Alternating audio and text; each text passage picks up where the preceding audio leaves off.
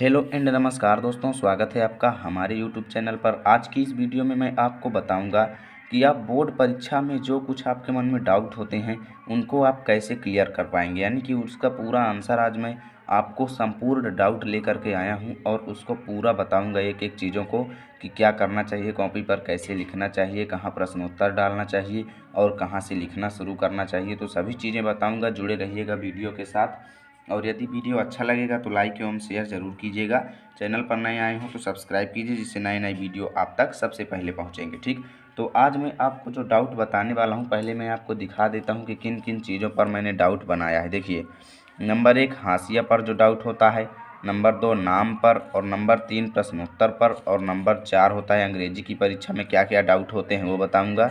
Number 5 होता है गणित की परीक्षा में क्या क्या डाउट होते हैं। नंबर 6 होता है विज्ञान की परीक्षा, इसमें क्या क्या डाउट होते हैं वो बताऊंगा। और नंबर 7 है अथवा वाले प्रश्नों में क्या डाउट होता है उसको बताऊंगा। 8वां जो है वो रोल नंबर है, इसमें क्या क्या दिक्कतें आती हैं, कहाँ पर क्या करना होगा वो बताऊंगा। और 9वां बताऊंगा मानचित्र पर। ठीक, तो 9 डाउट यानी 9 चीज़ों के मैं डाउट लेकर के आया हूँ, तो सभी चीज़ें अच्छी तरीके से बताई जाएंगी। तो चलिए आज हम पहले आपको पहला जो हमारा है हाशिया वाला, इसको हम बता देते हैं। ठीक, तो हाशिया का डाउट, इसमें क्या डाउट होता है स्टूडेंट्स को कि उन्हें समझ में नहीं आता कि जैसे जो पहली बार बोर्ड एग्ज़ाम देते हैं, यदि आप इंटरमीडिएट के हैं तो आपने हाई स्कूल में दिया है तो आपको समझ में होगा सब, लेकिन जो हाई स्कूल में पहली बार जाते हैं वो क्या करते हैं, हाशिया का मतलब नहीं समझते और वो क्या कहते हैं कि हाशिया खींचते हैं और ये पता नहीं इधर उधर दोनों तरफ हाशिया खींच देते हैं।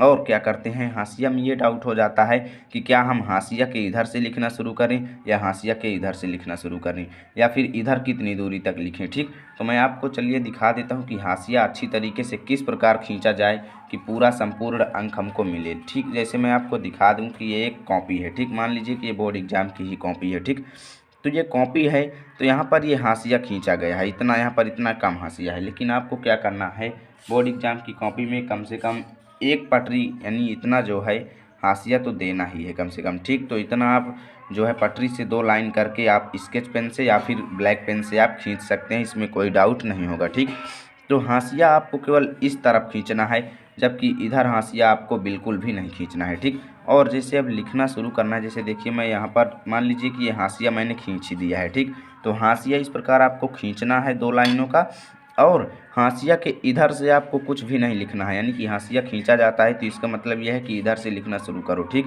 हाशिया के इधर आपको नहीं लिखना है, नहीं तो जो जांचने वाले एग्जामिनर होंगे उनको समझ में नहीं आएगा कुछ भी। तो आप क्या करें, हाशिया के इधर से लिखें, जब हाशिया खींच दें तो उसके अंदर से लिखना शुरू करें। ठीक, अब जैसे आप डाल रहे हैं प्रश्नोत्तर या फिर किसी चीज़ का उत्तर लिख रहे हैं, तब आप यहाँ पर प्रश्नोत्तर जब डालेंगे तो बीचों बीच डालेंगे। ठीक, और हाशिया के इधर आप प्रश्नोत्तर या का खा गा घा कुछ भी मत डालें। ठीक, जो कुछ भी आपको उत्तर लिखना है आप इधर लिखें, और लिखने के बाद यहाँ तक आने के बाद कम से कम इधर इतना गैप दे दें जिससे कोई भी आपका जो लिखा हुआ चीज़ है वो अच्छी तरीके से समझ में आए। ठीक, तो ये चीज़ आपको समझ में आई होगी। और हाशिया में और कोई ज़्यादा डाउट नहीं है, ये है कि हाशिया के आप इधर से कभी भी मत लिखें, आप इधर से लिखना शुरू करें। ठीक, तो हाशिया का डाउट क्लियर होता है। और मैं आपको दूसरा नंबर डाउट दिखा देता हूँ।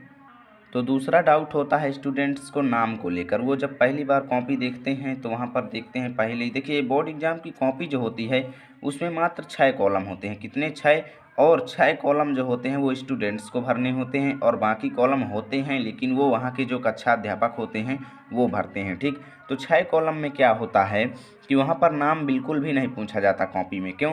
क्योंकि यदि कॉपी जांचने वाले कोई रिश्तेदार निकले तो वो नकल भी दे सकते हैं, यानी अच्छा नंबर दे सकते हैं, इसलिए वहाँ पर कॉपी पर नाम नहीं लिखाया जाता है, कॉपी पर ओनली रोल नंबर लिखा जाता है। ठीक, तो कॉपी पर रोल नंबर लिखा जाता है, और जो पहली बार स्टूडेंट एग्ज़ाम देने जाते हैं वो क्या करते हैं कि रोल नंबर वहाँ पर 2 कॉलम में पूछा जाता है तो सोचते हैं कि एक कॉलम में हम अपना नाम लिख देते हैं और एक में रोल नंबर लिख देते हैं, लेकिन ये गलत है। आपको कॉपी पर कहीं भी अपना नाम नहीं लिखना है। ठीक, तो ये डाउट क्लियर कर लीजिए।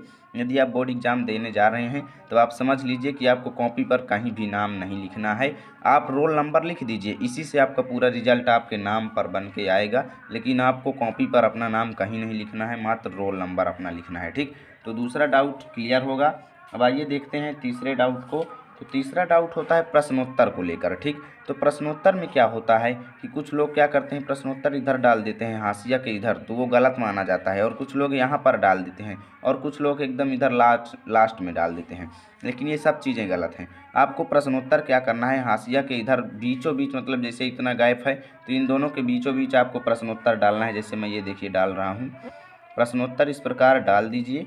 और प्रश्नोत्तर डालने के बाद आपको क्या करना है, नीचे अंडरलाइन कर दें जिससे ज़्यादा अट्रैक्टिव लगे। ठीक, नीचे अंडरलाइन कर दें। आप स्केच पेन से ज़्यादा लिखें तो ज़्यादा बेहतर रहेगा। ठीक, प्रश्नोत्तर आप जो डालें स्केच पेन से डालें या फिर ब्लैक पेन से डालें यदि आपके पास स्केच पेन नहीं है। ठीक, तो प्रश्नोत्तर आपको हमेशा बीच में लिखना है, कतई आपको हाशिया के बाएं साइड नहीं लिखना है, नहीं तो आपका अंक कट सकता है। ठीक, तो प्रश्नोत्तर के बाद मैं आपको चौथा डाउट अंग्रेजी की परीक्षा पर जो डाउट होते हैं उनको बता देता हूं। तो अंग्रेजी की परीक्षा में स्टूडेंट्स को क्या डाउट होता है कि उन्हें समझ में नहीं आता कि जैसे देखिए जो बोर्ड एग्जाम की कॉपी होती है वहां पर जो नाम आदि का कॉलम जो होता है, जैसे इस प्रकार होता है, नाम का कॉलम होता नहीं है, जैसे होता है रोल नंबर। ठीक, तो इस प्रकार रोल नंबर का कॉलम होता है। तो रोल नंबर में क्या होता है कि यहाँ पर कोष्ठक में लिखा रहता है अंकों में। ठीक, आपको यहाँ पर अंकों में लिखना है। ठीक, और फिर नीचे लिखा रहता है रोल नंबर शब्दों में। ठीक, और अंग्रेजी की परीक्षा में स्टूडेंट्स को ये डाउट हो जाता है कि हम अपना इतना बड़ा यानी 9 अंकों का रोल नंबर जो हुआ है उसको हम इतना बड़ा यहाँ पर अंग्रेजी में कैसे लिख पाएंगे, यानी कि जो 21 करोड़ 15 लाख इसी प्रकार काफ़ी बड़ा होता है, तो वो सोचते हैं कि इसको हम अंग्रेजी में कैसे ट्रांसलेशन करें इतना बड़ा। ठीक, तो ये डाउट रहता है कि हम यहाँ पर अपना रोल नंबर जो है इसको इंग्लिश में डालें या फिर हिंदी में डालें। तो ये डाउट हमेशा क्लियर कर लीजिए। आपको रोल नंबर जो डालना है, यानी कि आप अंग्रेजी की कॉपी में भी यदि आप डालते हैं जो जानकारी भरते हैं आप उनको हिंदी में भरिए। आपको इंग्लिश में लिखने की ज़रूरत बिल्कुल भी नहीं है, आप पूरा हिंदी में लिखिए। जैसे लिख रहे हैं रोल नंबर तो आप इस प्रकार लिख सकते हैं अंग्रेजी वाले सब्जेक्ट के दिन भी। ठीक, इससे आपका कोई भी अंक कटने वाला नहीं है। तो इस प्रकार आप इसको पूरा हिंदी में लिखिए। इंग्लिश में आप लिखेंगे तो छोटा सा कॉलम रहता है और वहाँ पर वो आएगा नहीं पूरा। ठीक, और इससे आपका जो है पूरा जो कॉपी का लुकिंग है वो एकदम ख़राब हो जाएगा। ठीक, तो रोल नंबर आपको इंग्लिश वाले पेपर में भी इसी प्रकार हिंदी में लिखना है। ठीक, सभी जानकारी आपको हिंदी में लिखना है, इंग्लिश में लिखने की ज़रूरत नहीं है।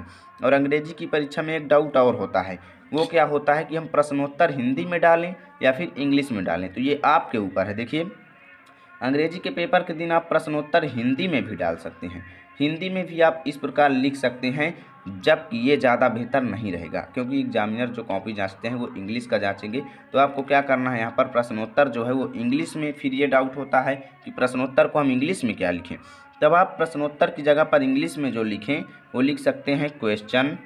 ठीक, जैसे आप पहले का उत्तर लिख रहे हैं तो क्वेश्चन, और इस प्रकार लिखने के बाद तीसरा और फिर आंसर। ठीक, क्वेश्चन तीसरे का आंसर इस प्रकार लिख के और नीचे डबल अंडरलाइन कीजिए और अपना आंसर लिख दीजिए। ठीक, क्वेश्चन तीसरे का आंसर, या फिर आप इस प्रकार भी लिख सकते हैं क्वेश्चन एंड आंसर। ठीक, और यहाँ पर अपना पहला नंबर डाल के आप नीचे लिख सकते हैं। ठीक, तो ये चीज़ें हैं अंग्रेजी के पेपर में प्रश्नोत्तर कैसे डाला जाता है। ठीक, तो इसका सॉल्यूशन ये है, आप इस प्रकार लिखिए, आपका कोई भी अंक नहीं कटेगा। ठीक, तो चलिए अब मैं आपको पांचवा डाउट दिखा देता हूँ।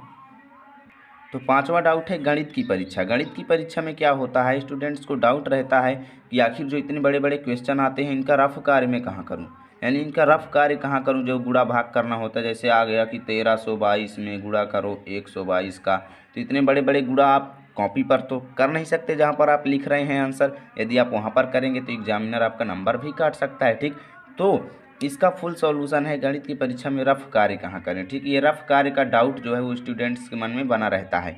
तो रफ कार्य आपको क्या करना है, कॉपी पर पीछे तरफ का कोई भी पन्ना आपको ले लेना है, जैसे फाड़ना नहीं है उसमें से। जैसे अब मान लीजिए कि ये मेरी कॉपी है तो यहाँ पर मैं मान लो कि ये पीछे का पन्ना है। ठीक, तो इसको लेने के बाद आपको यहाँ पर क्या करना है, ऊपर लिख देना है स्केच पेन से रफ कार्य। ठीक, रफ कार्य लिख के नीचे डबल अंडरलाइन कीजिए। रफ कार्य लिखने के बाद आपका जो कुछ भी रफ कार्य है वो आप यहाँ पर कीजिए, कॉपी के किसी भी पन्ने पर आप ले सकते हैं बाएं साइड का। ठीक, तो इस प्रकार लिखने के बाद जब पूरा रफ कार्य यानी कि आप पूरा पेपर हल कर चुकें तब आप इसको आसानी से इस प्रकार कट कर दें। ठीक, इस प्रकार काट दें पूरा, मतलब कि एकदम कीचड़ ही मत बना दें कि एक बार आपको इधर से एक बार इधर से काट देना है। ठीक, तो रफ कार्य का ये डाउट आपका खत्म होता है। तो गणित की परीक्षा में यही आपको करना है।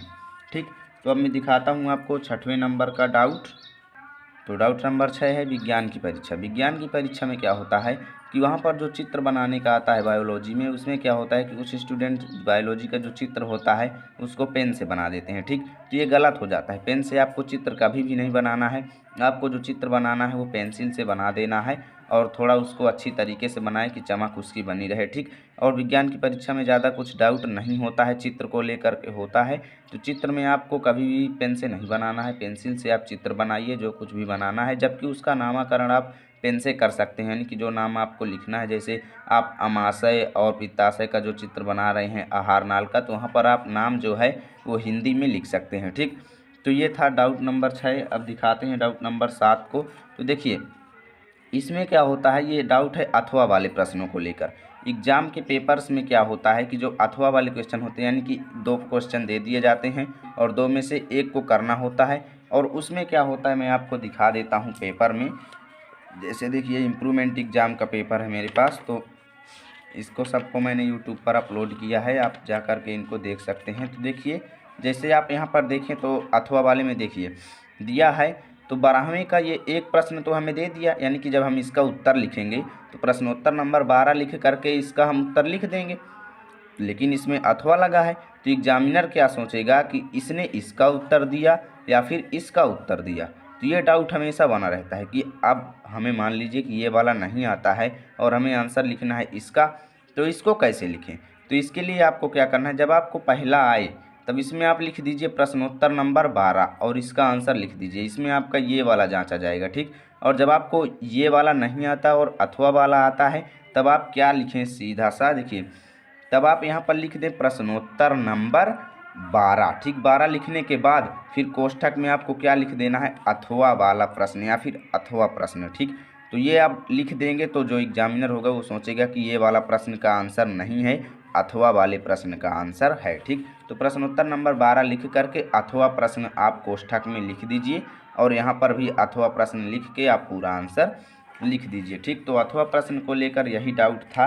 तो अब दिखाते हैं आपको डाउट नंबर 8 को। तो देखिए डाउट नंबर 8 जो है वो रोल नंबर को लेकर के है। तो रोल नंबर में आपको क्या लिखना होता है, यहाँ पर अंकों में और शब्दों में दोनों में लिखना होता है।